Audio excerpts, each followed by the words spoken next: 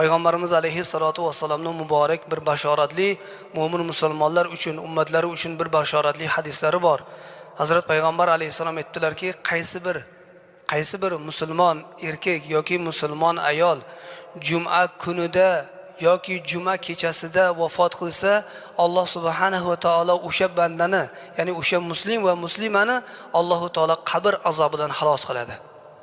Alloh taologa yo'liqqunga qadar qabr azobidan Alloh taolo uni ozod qiladi degan ekanlar. Mo'min musulmonlar uchun eng katta Payg'ambar alayhissalatu vassalamning ulug' bashoratlaridan biri mana bu hadisdagi aytilgan qaysi bir insoniki agar juma kunida vafot qilsa, kunduzi bo'ladimi, kechasimi, bu ba'zi ulamolarimiz aytgan ekanlarki, husnul xotimani belgisi degan ekanlar. Ya'ni xotimasi chiroyli bo'lishligini belgisi juma kuni yoki kechasida vafot qilishlik degan ekanlar. Shunga yo'ygan ekanlar. Mulla Ali al-Qori rahmatullohi alayhi